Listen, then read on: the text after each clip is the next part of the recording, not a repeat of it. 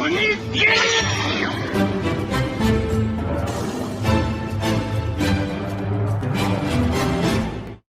it going, everybody? Welcome to the channel. As always, if you enjoyed today's video, don't forget to hit that like and subscribe. Helps a ton, means a lot, and you guys get all kinds of fun stuff coming straight to you. So I call that a win-win. Now, with that being out of the way, I got a lot of fun for you today. We have one brand new series that just dropped its first chapter yesterday on May 10th, 2021, that being Choujin X. And I have another series for you with having 3 chapters out so far, so not quite as new, but still extremely new. That obviously being Candy Flurry. Now, I'm going to start with Choujin X and move into Candy Flurry after that. If you're just interested in Candy Flurry, go ahead and skip to the time on screen, and yeah, there you go. So, getting into Choujin X, it is from Sui Ishida, or the creator of Tokyo Ghoul. We have somebody with experience behind this. That's kind of reassuring, and nice to know. I definitely think this series has potential. I don't think it's going to be like the next biggest hit or anything. I don't think it's going to be the next Jujutsu Kaisen or My Hero Academia or any of that stuff. I do think it definitely has potential to keep on going, especially with a seasoned mangaka behind it. So, what are we doing here? Who are we talking about? Who is it? Tokyo Kurohara. I don't know if that's the proper way to pronounce it. It's Tokio, not Y-O, so I don't know. I'm just going to call him Tokyo. Anyway, he has a friend named Azuma Higashi. They are basically our 2 main characters so far. And we see during their childhood, growing up, that Azuma once saved Tokyo from some bullies, and that made Tokyo want to repay him, because that's just what he was always told by his sister. You repay somebody who helps you out.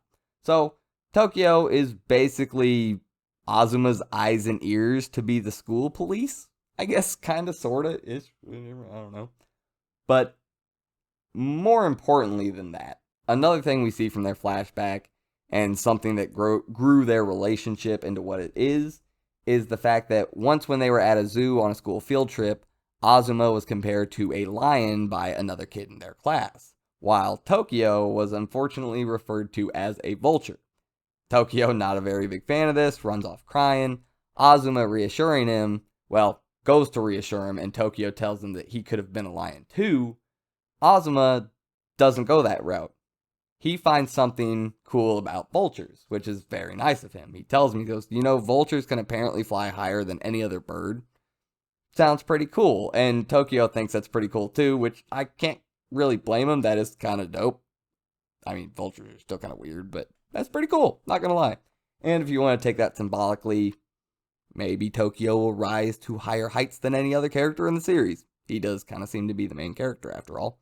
But anyway, kind of getting into what Choujin are, because I know I've said that word many times. Basically just people with supernatural powers. I don't know if that word means I don't know what that word means in Japanese specifically. I don't know if it's kind of just a play off the word chosen. Chosen. I don't know. I have no idea. But what little I do know about it is one way to become a Choujin is to inject yourself with this specific fluid that we see in 3 different syringes throughout the first chapter. These syringes are all provided to the main bad guy of the chapter by a more main bad guy of probably the series. Tokyo calls Azuma because 3 guys are going after a girl. Don't know what they're planning on doing, probably not anything nice. Didn't really seem very nice, but maybe not. Azuma comes in and pretty brutally just snaps the dude's bones through his arms by kicking him 1 time. Like, Azuma is a monster. Just, like, straight up. When it comes to just plain old human versus plain old human, no Choujin, nothing. Azuma is an absolute monster. 100%. After this, well, things happen. Guy comes back around. Unfortunately, this time, he has the Gumu Gumu no Mi. Yeah, he's literally Luffy. He is a flexi Choujin. He can stretch his arms, stretch his neck out, do all this stuff.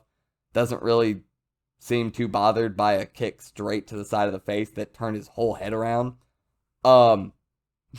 Yeah, sorry, I laughed so hard when I was like, oh, he has the Gumu Gumu no Mi. That he shows up with powers.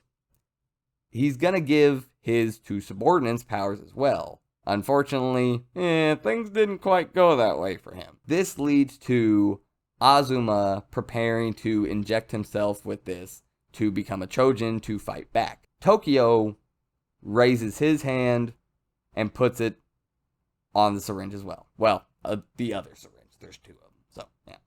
We get this very great panel that has both of them pointing the syringe at each other, and they both inject themselves. Azuma, having taken a lot of damage from fighting a Choujin while he was just a regular human, ends up passing out. This is when Tokyo takes a literal Gumu Gumu no bazooka to the face.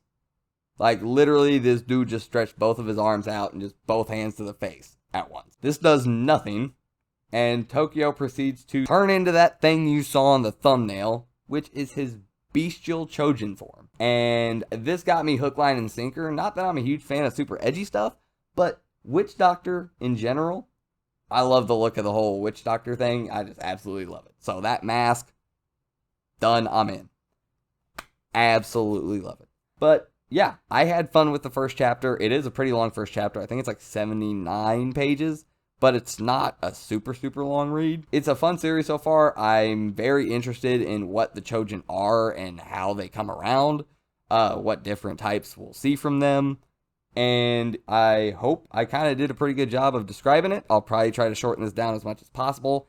And yeah, I think we're getting into Candy Flurry now. So, Candy Flurry, as I said, has 3 chapters out right now, and I've actually been enjoying it a little bit more than I thought I would. Getting into what Candy Flurry is about, who is doing it first?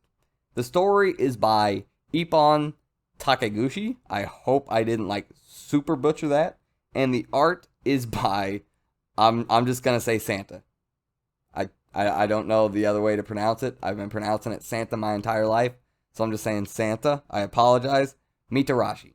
Okay. So that's the art. I apologize for that. That's the only way I know how to pronounce that word. I apologize. That is story and art. And it is about Tsumugi, Minase, and Misaki Midori. Now, going along with the whole devil fruit thing from Choujin X, if you watched that part, this one has devil candy. Yeah, there's 100 different Cindy's Toy candies, and each one of them gives you the power to summon a confection. Okay? They are literally just paramecia devil fruits that give you different candy ability. Like, that's literally all it is. Okay? Now, supposedly, there are no duplicates. Now, our main character, Tsumugi, has the lollipop, or she is the lollipop sweets user. The thing about this is, in this story, Tokyo was destroyed 5 years... Well, I can't remember if it was Tokyo or not. I want to say it was Tokyo. I should go back and look, but... Anyway, destroyed 5 years ago by a lollipop user. However, Tsumugi says that this was not her. And even in a quick flashback, we do see her seeing another lollipop user in the shadows of the destruction. Presumably a main villain of the series? Possibly. Maybe they have every Toy candy ability. Maybe they're the one that created them. Who knows? That is our mystery for this one. So far, in Choujin X, if you watch that one, we don't know exactly what Choujin are or anything behind them. In this one, we really don't know anything behind the candies either.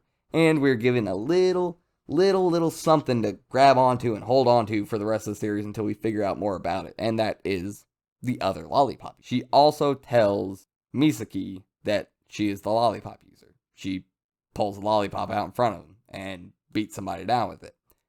This is significant because he is part of the receipt agents. They are people who are tasked with taking in sweets users, because typically sweets users get these superpowered confection abilities and just use them to go on crime sprees. Normally. Not always, but normally. So, this is very dangerous for her. Big deal. Now, she tells him that I've always wanted to tell somebody that those were not my lollipops. There was somebody else who could use the ability. I saw them. He tentatively trusts her, and that gives us our duo in this series, just like our duo in Choujin X, that we're going to follow. And it basically, from here on out, is the two of them working together to find out the mystery, and more recently, this last little spoiler I'm going to give, Tsumugi wants to join the receipt agents. Kind of like Kaiju number 8 with Kafka wanting to join the defense force, even though he has a Kaiju ability. She wants to join the receipt agents, and the fact that she's a sweets user isn't a big deal. If you were law-abiding and a sweets user, you can join the receipt agents, it's fine. But with her being the lollipop user and Tokyo having been destroyed by lollipops, she probably won't be able to convince everybody, because it is said that there are no duplicates. This puts her in a corner. So, I've enjoyed this much more than I thought I would. And we have a nice list of unknown abilities. We have seen 3 so far in the first 3 chapters. I'm not going to name the third. That's 97. Well, sorry, there's a couple other. 4. Sorry, 4. We got 4. 4 so far. There's 96 more of these things that we can figure out. So, I think both these series are going to be a lot of fun. I hope you go check them out. I hope you enjoyed the video. If you did, like I said, don't forget to hit that like and subscribe. And yeah, I'll see you next time.